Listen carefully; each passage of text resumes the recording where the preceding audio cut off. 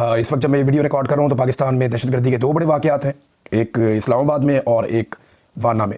इस्लामाबाद का जो judicial complex है उसके बाद दहशतगर्दी हुई है और धमाका हुआ। उसके नतीजे में जो अब तक की इतलात हैं उनके मुताबिक 12 अफराद जाँ बहक हो गए और ख्वाजा आसिफ ने फौरी तौर पर इस वाक़े को काबुल के साथ जोड़ा और जब उन्होंने बात की तो उन्होंने अफ़गानिस्तान को जो है वो इसके अंदर शामिल किया। और इसके अलावा जो एक और वाक़या हो रहा है वो हो रहा है इस वक्त वाना में।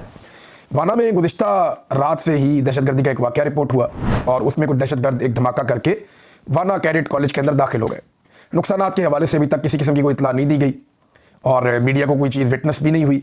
वहाँ सिर्फ सोर्सेज बता रहे हैं, इन्फॉर्मेशन दे रहे हैं और वो सोर्सेज जो है वो DGISPR के सिक्योरिटी फोर्सेज के सोर्सेज हैं और उनका ये कहना है कि एवैक्यूएशन की जा रही है। जो वहाँ पे कैडेट्स हैं उनको निकाल रहे हैं और जो वहाँ पे उसात्ज़ा हैं उनको निकाल रहे हैं। कुछ 600 के करीब 500-600 के करीब 5 से 600 के बीच में लोग थे जो वहाँ पे मौजूद थे और दहशतगर्दों को कहा जा रहा है जी कॉर्नर किया गया और उनके साथ लड़ाई चल रही है। जो तादाद बताई गई, एक तो धमाका हुआ था वहाँ पे, उसके अलावा ये बताया गया जो मल्टीपल इतलात सिक्योरिटी ज़राए से जो आई उनके मुताबिक भी कोई 3 दहशतगर्द हैं और उनके साथ लड़ाई चल रही है वाना में गुज़िश्ता रात से। ये एक सिचुएशन वहाँ से रिपोर्ट हुई है। अब वहाँ पे कोई जर्नलिस्ट तो जाके कवर कर नहीं सकता, कोई ऐसा शहरी इलाका तो है नहीं, वो फ़ौज के ज़ेरे कंट्रोल एरिया है, तो उसको जो है वो फिर खुद ही सिक्योरिटी फोर्सेस बताएंगी वहाँ क्या हुआ। जो वो बताएंगे उसके ऊपर ही आपको इन्हिसार करना पड़ेगा। इस्लामाबाद का जो वाक़या है वो इंतहाई अफसोसनाक एक वाक़या है और एक वकील के बारे में बताया जा रहा है कि वो भी शहीद हो गए हैं, वकील साहब। उसके अलावा 12 लोग टोटल हैं जो जाँ बहक हो गए इस इंसिडेंट में, वो शहीद हो गए। और ये खुदकुश धमाका, इसके बारे में कहा जा रहा है कि ये धमाका खुदकुश था और खुदकुश हमलावर का कोई सर भी मिला। अब ये इस्लामाबाद जुडिशल कम्प्लेक्स है इस्लामाबाद में, तो लड़ाई जो है वो अब इस्लामाबाद तक पहुंचना शुरू हो गई है। लेकिन जब ये धमाका और ये चीज़ें हो रही थी तो उस वक्त कौमी असम्बली में बात इन पे नहीं की जा रही थी। जब पाकिस्तान में इतने बड़े इंसिडेंट हो रहे हों, आपके फेडरल कैपिटल के अंदर धमाका हो जाए, तो दुनिया का कोई भी मुल्क होगा वो फौरी तौर पे अपनी डिबेट को शिफ्ट करेगा और यहाँ ले जाएगा।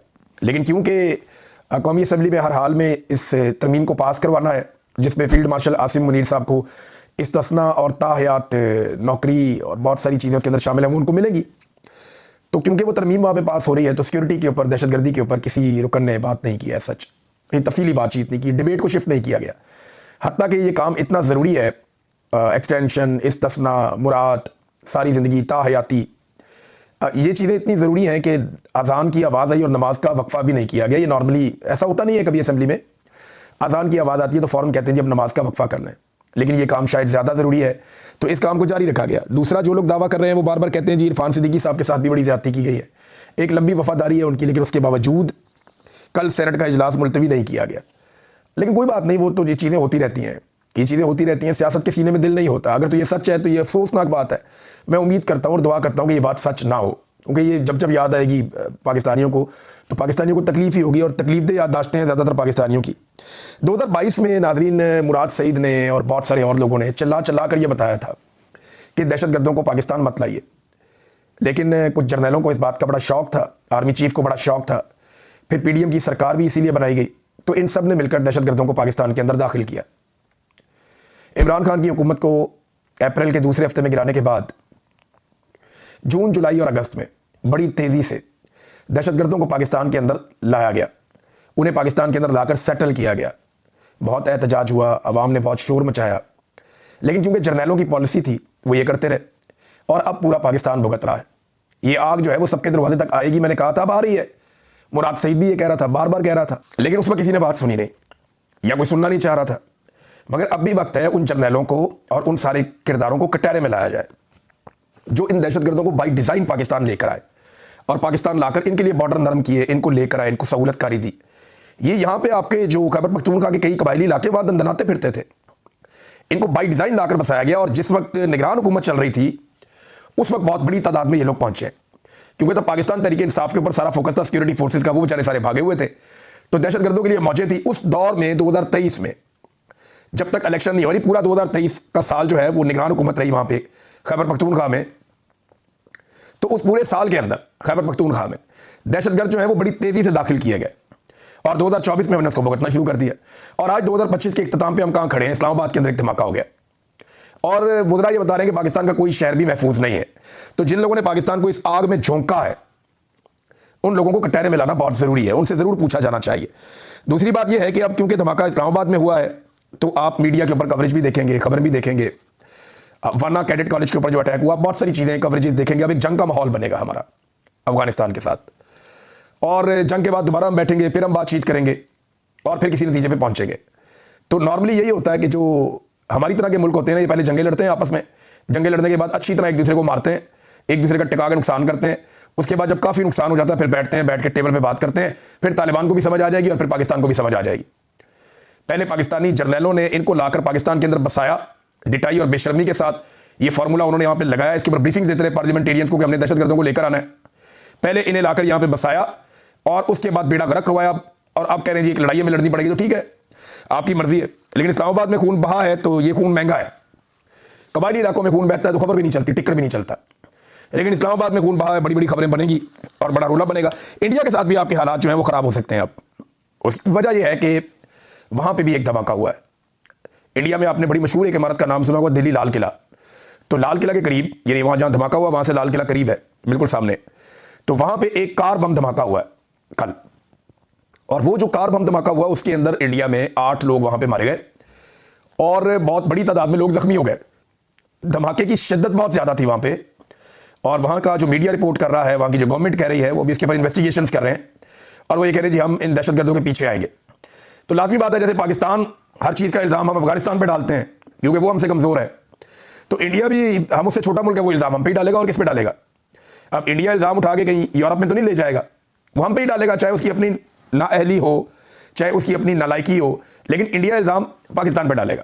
अच्छा, जो वाना वाला अटैक है ना, उसमें इनिशियली जो सिक्योरिटी फोर्सेज के ज़राए उन्होंने ये कह दिया, ये कंफर्म कर दिया कि ये दहशतगर्द ना सिर्फ अफगानी है, अफगानिस्तान से आए हैं, बल्कि अफगानिस्तान के साथ राब्ते में भी हैं।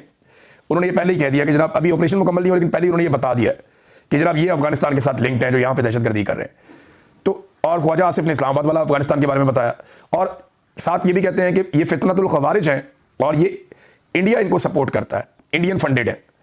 तो पाकिस्तान ने अफगानिस्तान और इंडिया के ऊपर इल्ज़ाम लगाया। अब इंडिया के ऊपर जो धमाका हुआ, उन्होंने अभी इसकी इंक्वायरी करने के बाद इल्ज़ाम लगाना है, और ज़्यादा इम्कानात यही है कि वो पाकिस्तान के ऊपर ही मलबा गिराएंगे जैसे वो हमेशा करते हैं। तो ये खित्ते के अंदर एक नई लड़ाई वाली सूरत बन सकती है। मैं आपको एक चीज़ बता दूं, लड़ाई जो है ना वो फौजी जर्नैलों को हमेशा सूट करती है, या जो फाशिस्ट हुक्मरान होते हैं उन्हें बहुत सूट करती है। जैसे प्यूटन है, वो रशिया की लड़ाई लड़ रहा है 3 साल से, तो प्यूटन और उसके जर्नैल सारे हीरो हैं अपने मुल्क में।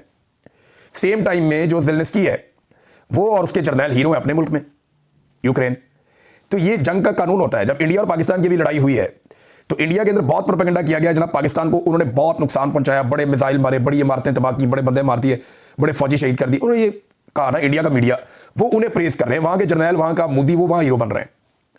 इसी तरह पाकिस्तान ने कहा जी हमने तैयारी करा दी है, ये रियलिटी भी है। तो यहाँ का मीडिया, हम लोग सारे हम कह रहे हैं हमारी फौज जीती है, तो हमारे जर्नैल खुश हो रहे हैं, हमारे लोग खुश हो रहे हैं। इसी तरह जो अफगानिस्तान और पाकिस्तान का आपस में मार्का हुआ, वहाँ पे भी इसी तरह है कि अफगान वहाँ पे पूरी तरह से मुतमईन है कि जनाब हमने बहुत मारा, और पाकिस्तानी यहाँ पूरी तरह से मुतमईन है कि हमने बहुत मारा। तो जब भी कोई जंग लगेगी तो फायदा तो जर्नैलों का होता है, चाहे उधर हो जाए चाहे इधर हो जाए। कौम का फायदा तब होगा जब पाकिस्तानी जर्नैल कश्मीर को आज़ाद करवा के दे देंगे। हम कहेंगे जी कमाल हो गया, ज़बरदस्त काम कर दिया सर आपने कश्मीर आज़ाद करवा दिया, हमारी दिली ख्वाहिश पूरी हो गई, अब हम कश्मीर में अपने घरों में जा सकते हैं। फिर तो हम ये कायल हो जाएंगे ना। या आप वो सारे स्ट्रक्चर जो इंडिया ने हमारे पानियों पे बनाए हुए हैं वो सारे आप पलक झपकने में तबाह कर दें। We have the capacity. अगर आप वो तबाह कर दें तो हम कहेंगे जी हमारे जर्नैलों ने कुछ फतह किया, कुछ हासिल किया। लेकिन नॉर्मली होता यह है कि जंग के बाद जो है जर्नैल हीरो बन जाते हैं, दोनों तरफ के, वो उधर के उधर बन जाते हैं और इधर के इधर बन जाते हैं, क्योंकि जंग का नतीजा कुछ भी हो, इंटरनेशनली कोई कुछ भी कहता रहे। अब ये तो तैयारी गिरने के बाद मोदी की किस्मत ही खराब थी, बेड़ी गर्क हो गया उसका, और डोनाल्ड ट्रंप ने उसको चिढ़ा चिढ़ा के आलमी सतह के ऊपर उसका और ज़्यादा सत्यानाश किया है। बहरहाल हमारे लोगों का खून महंगा है, हमारे कबायलियों का खून सस्ता है। इस्लामाबाद के वाक़े के ऊपर ज़्यादा रद्देमल आएगा, जबकि बाकी वाक़यात पे इतना रद्देमल नहीं आता। एक नौजवान है नादरीन, आलमज़ेब महसूद नामी, इसका फेसबुक के ऊपर एक अकाउंट है, आप जाके देख सकते हैं। कोई 2,80,000 के करीब इनके फॉलोअर्स हैं। ये जो है इन्होंने सुहेल अफरीदी ने स्टेटमेंट दिया, जिस स्टेटमेंट के ऊपर सुहेल अफरीदी साहब पे एक मुकदमा भी दर्ज हुआ कि मस्जिद में लाके फ़ौज ने कुत्ते बांध दिए, और जब हमने कहा तो जवाब आया कि आप और ये एक जैसे हैं। तो वो जो स्टेटमेंट सुहेल अफरीदी का है, इसकी तस्दीक की है ये नौजवान ने, आलमज़ेब महसूद साहब ने। इन्होंने 2019 की एक वीडियो अपने अकाउंट से शेयर की थी, और वो वीडियो इन्होंने दोबारा दिखाई है कि ये बात झूठ नहीं है। आज से 6 साल पहले ये वाक़या हुआ था। उन्होंने वीडियो और ऑडियो दोनों दिखाई, जिसके अंदर ये कुत्तों वाली बात भी है, मसाजिद के ऊपर एंटीने लगे हुए हैं, वो बड़े बड़े डिश लगे हुए हैं, और जूतों के साथ जाने वाली ये चीज़ें सारी उसके अंदर, उस वीडियो के अंदर है, उस वीडियो में और उस ऑडियो के अंदर ये चीज़ें हैं। तो ये आलमज़ेब महसूद नामी नौजवान ने इसकी कन्फर्मेशन दी है और इसकी तस्दीक की है कि जनाब ये वाक़या ऐसे ही हुआ था, सुहेल अफरीदी ने झूठ नहीं बोला। अफसोसनाक बात है। अब नाज़रीन, एक तरफ तो ये चल रहा है, दूसरी तरफ खैबर पख्तूनख्वा के अंदर जो है वो एक जरगा है जो 12 नवंबर को यानी कल के दिन में होने जा रहा है। ये एक बड़ा जरगा खैबर पख्तूनख्वा की हुकूमत करना चाहती है। जो फेडरल गवर्नमेंट है या पाकिस्तान की एस्टेब्लिशमेंट है वो इसको नाकाम करना चाहती है कि ये जरगा कामयाब ना हो, लेकिन सबको दावत दी है। अब ये फैसला किया गया है कि इस जरगे का जो भी एलामिया होगा वो एलामिया जारी किया जाएगा और पहुंचाया जाएगा वफाकी हुकूमत तक भी, सिक्योरिटी इदारों तक भी, और हर स्टेक होल्डर को वो एलामिया दिया जाएगा कि ये खैबर पख्तूनख्वा का जो अमन जरगा बैठा है, मुतफ़िक़ा तौर पर सारी पोलिटिकल पार्टीज और स्टेक होल्डर्स, ये उनकी राय और फैसला है। तो इसकी रोशनी में आगे बढ़ा जाए। यहां से एक नई डिबेट शुरू होगी। या तो आपने डायरेक्टली जंग की तरफ जाना है, ताकत का इस्तेमाल आपको दहशतगर्दी के खिलाफ करना पड़ता है। आप ये नहीं कह सकते कि ताकत इस्तेमाल ही नहीं होगा, बिल्कुल नहीं, ताकत का इस्तेमाल आपको करना पड़ेगा दहशतगर्दी के खिलाफ। लेकिन वो कैसे करना है और इस लड़ाई को लीड किसने करना है? इस लड़ाई को कोई जर्नैल लीड नहीं कर सकता, उसका काम ही नहीं है। लीड लीडर्स ने करना है, पॉलिटिकल अवामी हुकूमत ने लीड करना है, वो जो स्टेक होल्डर्स हैं इलाके के, उन्होंने लीड करना है। उन्होंने बताना है कि जनाब कहाँ आपकी ज़रूरत है और कहाँ नहीं है। अगर तो ये सारा कुछ जर्नैलों के कंट्रोल में दिया गया तो माजी की तरह सारे ऑपरेशन बेकार हुए, ये भी बेकार हो जाएगा। जितनी दहशतगर्दी के खिलाफ आपने लड़ाई लड़ी आज तक आपको फायदा कोई नहीं हुआ, दोबारा आ जाती है फिर। तो जर्नैलों के हाथ में चीज़ नहीं देनी, चीज़ जो है पॉलिटिकल लीडरशिप के हाथ में रहनी चाहिए। फैसले उन्हें करने चाहिए और मुशावरत के बाद फैसले करने चाहिए। अवाम को, लोगों को शामिल करना चाहिए। अफगानिस्तान भी इसका एक स्टेक होल्डर है, उसको भी शामिल करना चाहिए। बहरहाल ये अभी तो जरगा होगा, कल तो बहुत सारी खबरें आएंगी, मैं आपके साथ शेयर करूंगा। अतर मिनुल्ला ने भी एक खत लिख दिया जी, और अतर मिनुल्ला साहब जो है सुप्रीम कोर्ट ऑफ पाकिस्तान में जज हैं। उन्होंने एक लेटर लिखा है चीफ जस्टिस ऑफ पाकिस्तान को, और चीफ जस्टिस ऑफ पाकिस्तान के अलावा उन्होंने ये लेटर बहुत सारे और लोगों को भी लिखा है, यानी बाकी जो जजेस हैं उनको भी दिया है, और अब पब्लिक भी हो गया उनका लेटर। तो नाज़रीन, उन्होंने जो लेटर लिखा उसमें वो कहते हैं कि हम खुद को बुनियादी हकूक़ का मुहाफ़िज़ कहते हैं, लेकिन जब साबिक चीफ जस्टिस पाकिस्तान ने बताया कि जबरी गुमशुदगी का मामला उनके दरवाजे तक पहुँच गया है तो हम खामोश रहे। एक और चीफ जस्टिस ने मखसूस नशिस्तों के केस के तनाजुर में 12 जजेस को खबरदार किया कि सिर्फ मैंने अब तक मार्शल लॉ को रोक रखा है, वो आएंगे और हमें घर भेज देंगे।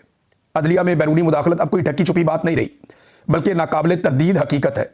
जो सच बोलता है उसका हाल इस्लामाबाद हाई कोर्ट के जजों जैसा हो जाता है। इन्होंने पूरी अदलिया को झंझोड़ा है जस्टिस अतर मिनुल्ला ने। उन्होंने कहा कि इस्लामाबाद हाई कोर्ट को अवामी एतमाद हासिल करने पर निशाना बनाया गया। बहादुर जजेस के खत और एतराफ़ सुप्रीम कोर्ट के ज़मीर पर बोझ हैं। हम सच जानते हैं, मगर सिर्फ चाय खानों में सरगोशियों तक महदूद हैं। बैरूनी मुदाखलत अब कोई राज नहीं है, एक खुली हकीकत है। जो जज सच बोलता है वो इंतकाम का निशाना बनता है।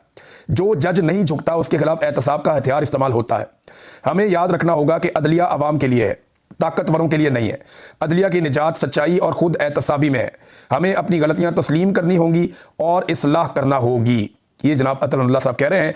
उन्होंने मजीद बातें भी की याया अफरीदी साहब को लिखे हुए खत में कि सुप्रीम कोर्ट अक्सर ताकतवरों के साथ खड़ी रही है, अवाम के साथ खड़ी नहीं हुई। जुल्फ़िकार अली भुट्टो की उन्होंने मिसाल दी, नवाज शरीफ की, मरियम नवाज की। फिर उन्होंने कहा जी इमरान खान के साथ होने वाला सलूक उसी जबर के एक तसलसल का आज हिस्सा है।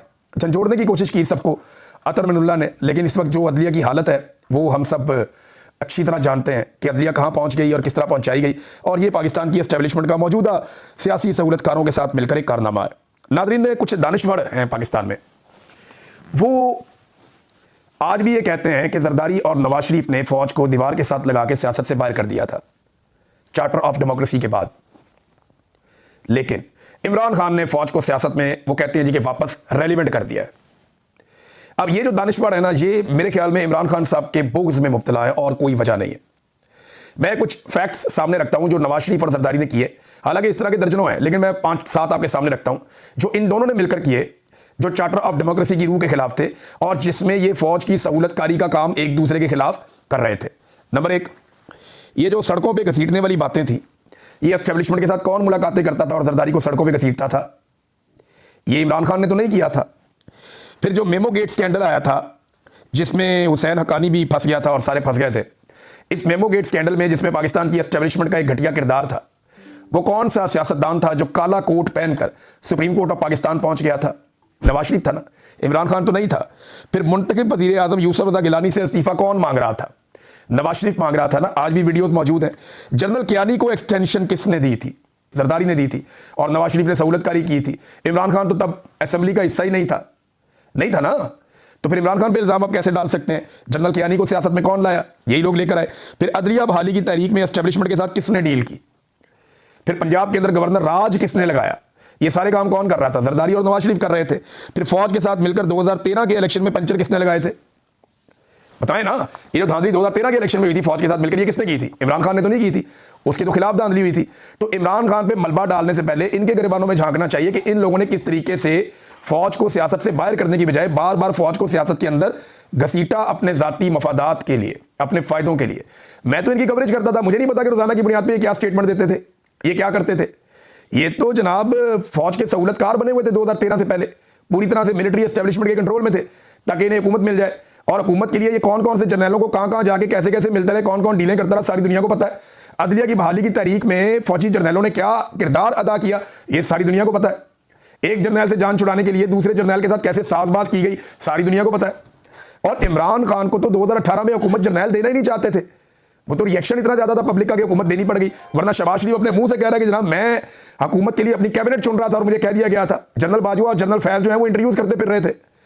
ये सारा काम किसने किया था? यानी इमरान खान के बुग़्ज़ ने कुछ लोगों को इतना अंधा कर दिया कि उन्हें समझ नहीं आती और वो हर चीज़, दूसरी जंग अज़ीम भी उठा के इमरान खान पे डाल दो, पहली जंग अज़ीम भी उस पर डाल दो। आज तक दुनिया में जितनी तबाही हुई है ना, जो एटम बम चला था हिरोशिमा नागासाकी पे, वो भी इमरान खान पे डाल दो। इनका बस चले ना तो ये हर चीज़ उसके ऊपर डाल दें और आने वाले 100 साल के मसाइल भी इमरान खान पे ही डाल दें। हद हो गई वैसे। नाज़रीन, एक बहस और चल रही है कि इरफान सिद्दीकी साहब जिनका इंतकाल हो गया हाल ही में, क्या उनके ऊपर इस वक्त तनकीद की जा सकती है?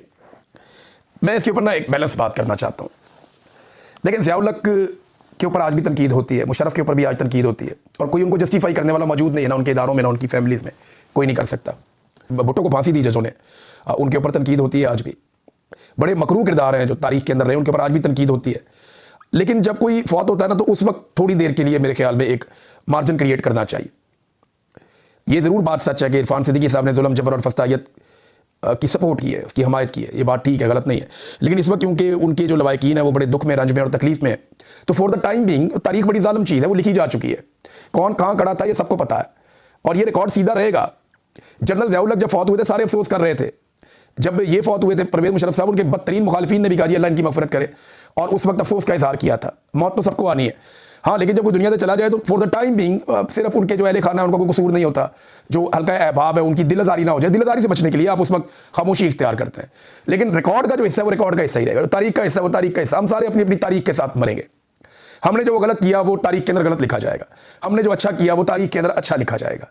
लेकिन जिस वक्त किसी की मौत हो जाए उस वक्त थोड़ी देर के लिए मेरे ख्याल में फॉर द टाइम बीइंग वो चीज़ें जस्टिफाई नहीं की जा सकती।